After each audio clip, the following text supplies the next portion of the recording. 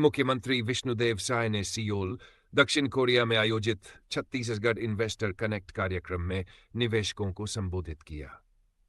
मुख्य बिंदु: मुख्यमंत्री ने बताया कि छत्तीसगढ़ की औद्योगिक नीति 2024 निवेशकों के लिए अनुकूल है। राज्य में प्राकृतिक संसाधनों की प्रचुरता, खनिज, ऊर्जा आदि, प्रशिक्षित जनशक्ति और मजबूत कनेक्टिविटी मौजूद है। इन वजहों से छत्तीसगढ़ वैश्विक निवेश और औद्योगिक सहयोग का आदर्श गंतव्य बन सकता है। कार्यक्रम में कोरिया इंटरनेशनल ट्रेड एसोसिएशन और कई निवेशक शामिल हुए। मूसलाधार बारिश और बाढ़ से दंतेवाड़ा जिले के 7 से अधिक गांवों का संपर्क जिला मुख्यालय से कट गया है। दूसरे से ज्यादा मकान ढह गए और कई परिवार बेघर हो गए। नेशनल हाईवे पर पुल का अप्रोच बह जाने से करीब 20 घंटे तक यातायात ठप रहा। वायुसेना को भी रेस्क्यू ऑपरेशन में लगना पड़ा। अब तक 296 लोगों को राहत शिविरों में शिफ्ट किया गया, जबकि 7 लोगों की मौत हो चुकी है। दंतेवाड़ा नगर और आसपास के गांवों में लगभग 35 करोड़ रुपए से अधिक का नुकसान होने का अनुमान है। इंद्रावती नदी का जलस्तर बढ़ने से शंखनी और डंकनी नदियों का पानी नहीं निकल पाया, जिसके चलते बाढ़ और विनाशकारी साबित हुई। बताया जा रहा है कि 1972 के बाद पहली बार डंकी नदी का इतना रौद्र रूप देखने को मिला है।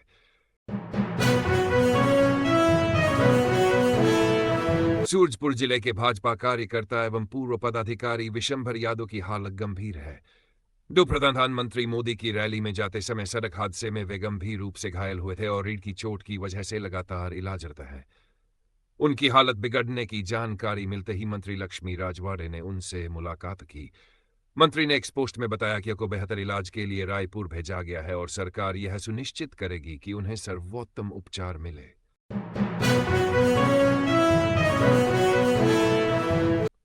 मुख्यमंत्री विष्णुदेव साय ने दक्षिण कोरिया से बस्तर संभाग में बाढ़ की स्थिति की समीक्षा की।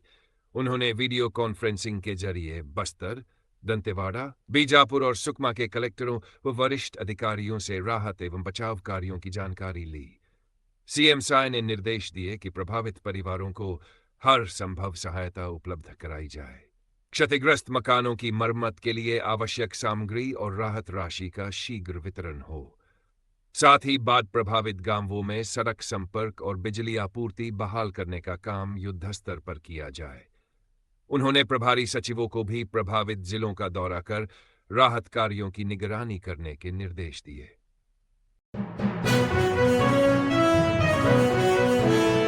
छत्तीसगढ़ में आज नुआखाई जोहार का पर्व परंपरागत उत्साह और हर्षोल्लास के साथ मनाया गया। इसी क्रम में प्रदेश के वित्त मंत्री ओपी चौधरी सरिया विकासखंड के मोदी पहुंचे और विशेष आयोजन में शामिल हुए। मंत्री चौधरी ने कहा कि नुआखाई पर्व केवल फसल के प्रति आभार प्रकट करने का अवसर नहीं, बल्कि यह हमारी संस्कृति, परंपरा और सामूहिकता का प्रतीक है। आयोजन में ग्रामीणों और बच्चों की बड़ी संख्या में भागीदारी रही। बच्चों के उत्साह और आत्मीय स्नेह ने इस पर्व को और भी यादगार बना दिया।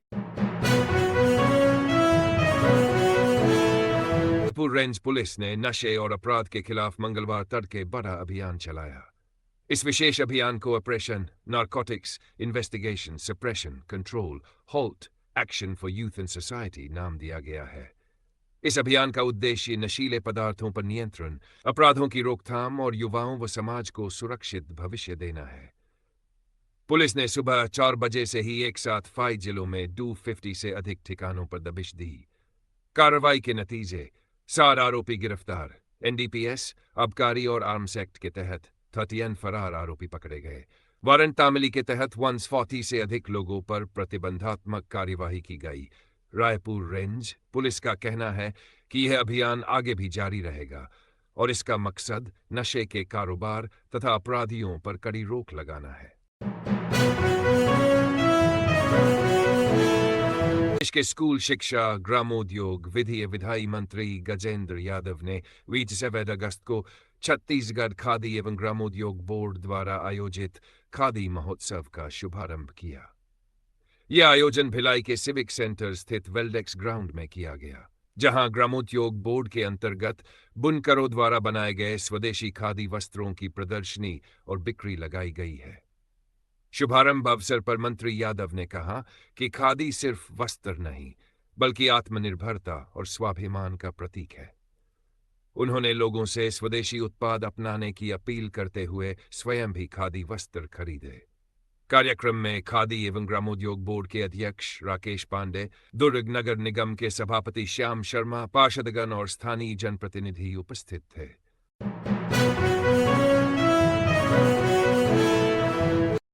रायपुर। भारतीय जनता पार्टी की वरिष्ठ नेत्री और समाज सेवा के क्षेत्र में सक्रिय रही रजनीताई उपासने के निधन से राजनीतिक और सामाजिक क्षेत्र में शोक की लहर है। रायपुर लोकसभा सांसद बृजमोहन अग्रवाल ने उनके निधन पर गहरी संवेदना व्यक्त करते हुए श्रद्धांजलि अर्पित की।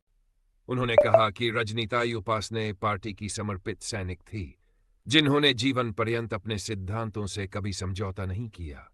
मुझे उन्होंने सदैव पुत्रवत स्नेह दिया। उस कठिन दौर में जब कांग्रेस के विरुद्ध बोलने से लोग भी कतराते थे, तब रजनीताई ने साहस के साथ रायपुर में पार्टी की कमान संभाली थी। उन्होंने आगे कहा कि उनका संघर्ष और समर्पण आने वाली पीढ़ियों के लिए प्रेरणा स्रोत रहेगा। स्रोत जनता से रिश्ता।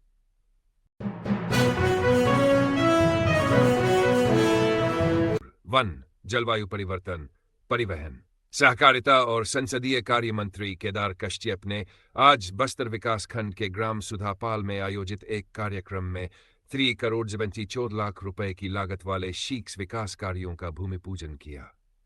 भूमि पूजन किए गए कार्यों में लोक निर्माण विभाग के तहत पाथरी से सुधापाल मार्ग पर पुल पुलिया सहित 2.55 किमी सड़क निर्माण शामिल है, जिसकी लागत 2 करोड़ 47 लाख रुपए है।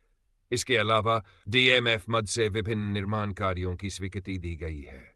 3,80,000 रुपए की लागत से आमाडोंगरी पारा स्कूल मार्ग में बलियाराम मंडवी के घर के पास 1.5 मीटर पुलिया का निर्माण। 1,90,000 लागत से नारायण पाल में उच्च प्राथमिक शाला कानवीन भवन। 1,00,000 रुपए की लागत से गुनपुर में उच्च प्राथमिक शाला कानवीन भवन। 1,00,000 रुपए की लागत से एक अन्य निर्माण कार्य। ऋषि पंचमी के अवसर पर जिले के देवरी गांव में इस बार भी अनोखी परंपरा निभाई गई। गांव की सांवरा समिति द्वारा जहरीले सर्पों की शोभा यात्रा निकाली गई, जिसे देखने के लिए आसपास के हजारों ग्रामीण पहुंचे। जानकारी के अनुसार देवरी गांव में सांवरा समिति के सदस्य घरों और खेतों में निकलने वाले सांपों को मारने के बजाय सुरक्षित रूप से पकड़कर संरक्षित करते हैं। इसके बाद हर साल ऋषि पंचमी पर उन सर्पों की पूजा अर्चना कर शोभा यात्रा निकाली जाती है। शोभा यात्रा में शामिल होने लोग गांव गांव से पहुंचते हैं और जगह जगह सर्पों की पूजा अर्चना कर शोभा यात्रा का स्वागत करते हैं। विशेष परंपरा के तहत शोभा यात्रा समाप्त होने के बाद सभी जहरीले सर्पों को सुरक्षित तरीके से जंगलों में छोड़ दिया जाता है। ग्रामीणों का मानना है कि यह परंपरा वर्षों से चली आ रही है और अब तक गांव में सर्पदंश से किसी अनहोनी की घटना नहीं हुई है।